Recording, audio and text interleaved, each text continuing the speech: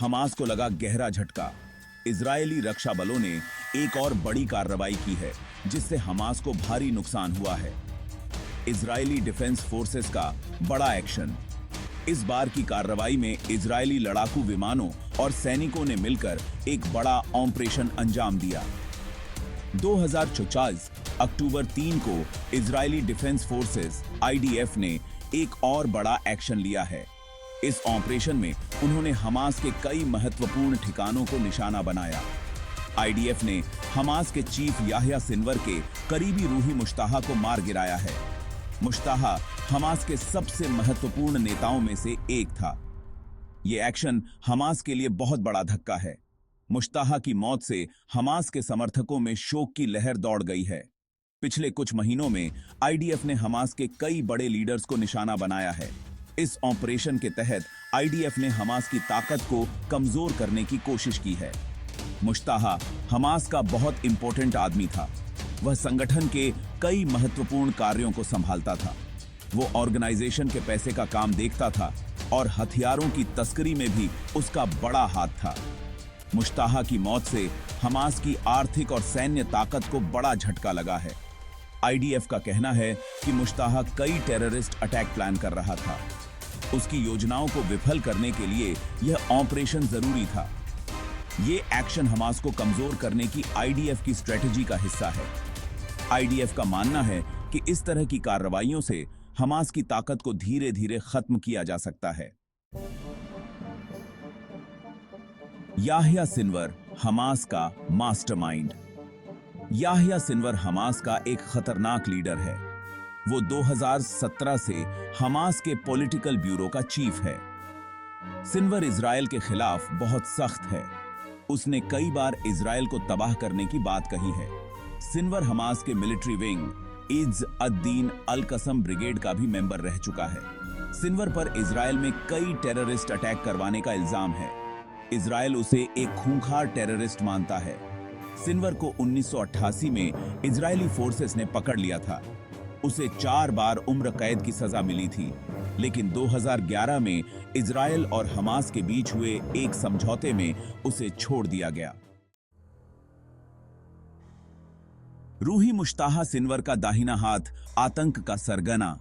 रूही मुश्ताहा का नाम आतंक और हिंसा के पर्याय के रूप में जाना जाता है। रूही मुश्ताहा सिनवर का बहुत करीबी और हमास का एक बड़ा कमांडर था। उसकी रणनीतियों और योजनाओं ने हमास को कई बार सफलता दिलाई। वो हमास के पॉलिटिकल ब्यूरो का मेंबर होने के साथ साथ ऑर्गेनाइजेशन के पैसे का भी चीफ था। उसकी वित्तीय योजनाओं ने संगठन को मजबूत किया। मुश्ताहा हमास के लिए पैसे जमा करता था और उसने कई देशों से फंडिंग प्राप्त की। उसकी फंडिंग योजनाओं ने हमास को आर्थिक रूप से सशक्त बनाया।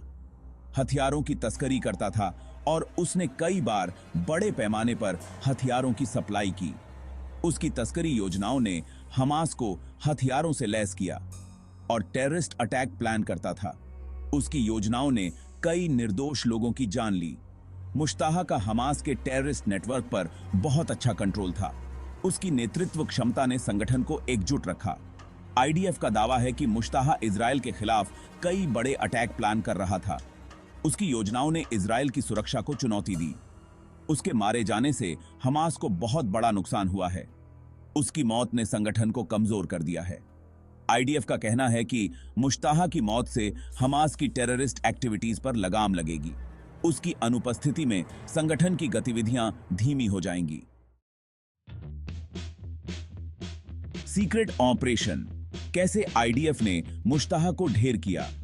इस ऑपरेशन की योजना बहुत ही गोपनीय तरीके से बनाई गई थी, जिसमें कई उच्च स्तरीय अधिकारियों ने हिस्सा लिया।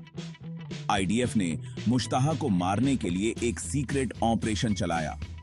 इस ऑपरेशन की तैयारी में कई हफ्ते लगे, जिसमें सैनिकों को विशेष प्रशिक्षण दिया गया।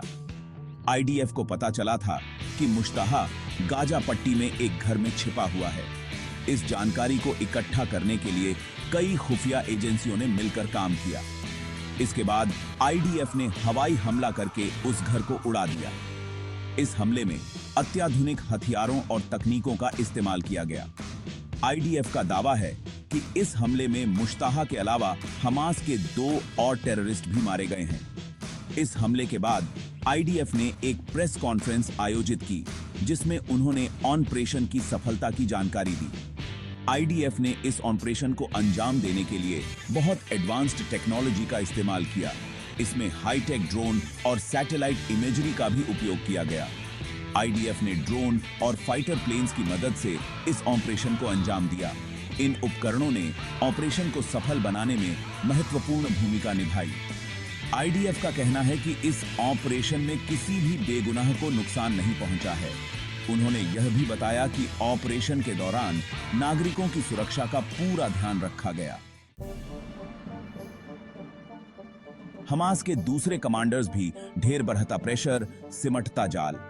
पिछले कुछ महीनों में आईडीएफ ने हमास के कई बड़े लीडर्स को मार गिराया है। इससे पहले आईडीएफ ने हमास के मिलिट्री कमांडर बासम इस्सा और रॉकेट यूनिट के चीफ मोहम्मद दियार को मार गिराया था। आईडीएफ के इन एक्शन से हमास पर बहुत प्रेशर है। आईडीएफ के लगातार हो रहे हमलों से हमास के नेटवर्क को बहुत नुकसान पहुंचा है। हमास के कई कमांडर्स छिप गए हैं। आईडीएफ का कहना है कि वो हमास के खिलाफ अपना एक्शन जारी रखेगा जब तक कि ऑर्गेनाइजेशन को पूरी तरह से खत्म नहीं कर दिया जाता। इजराइल का दावा, एक्शन के बाद हमास की कमर टूटी। आईडीएफ का दावा है कि मुश्ताहा की मौत से हमास को बहुत बड़ा नुकसान हुआ है।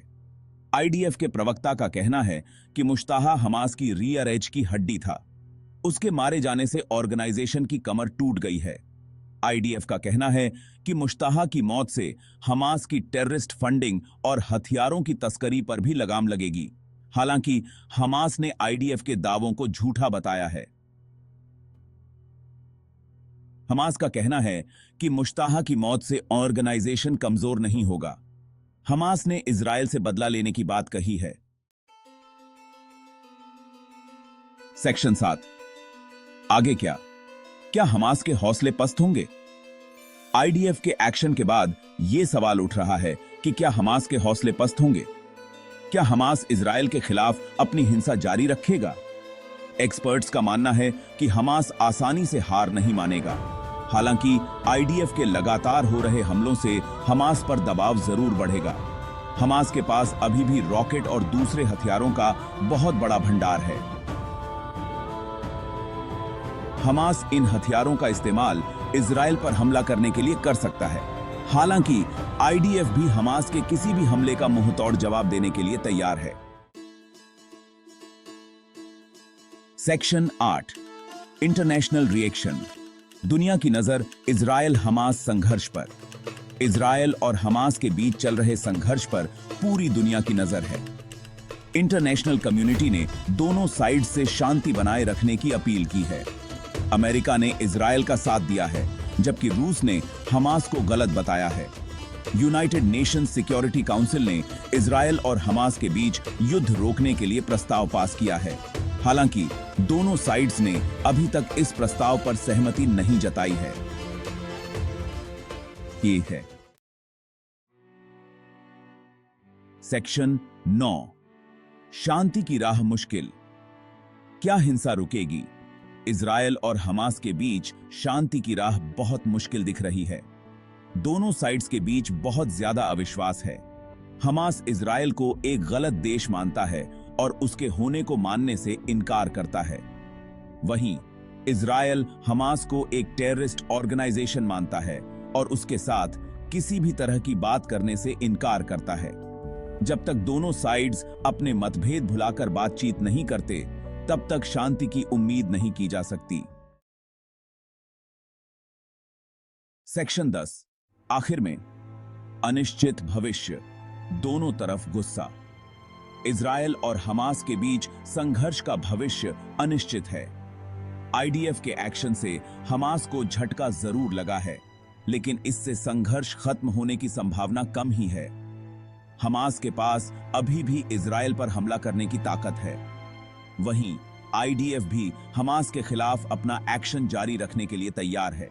इस बीच दोनों तरफ आम लोगों को इस संघर्ष का बहुत बड़ा खामियाजा भुगतना पड़ रहा है। हजारों लोग मारे जा चुके हैं और लाखों लोग बेघर हो चुके हैं। यह संघर्ष कब और कैसे खत्म होगा, यह कहना मुश्किल है।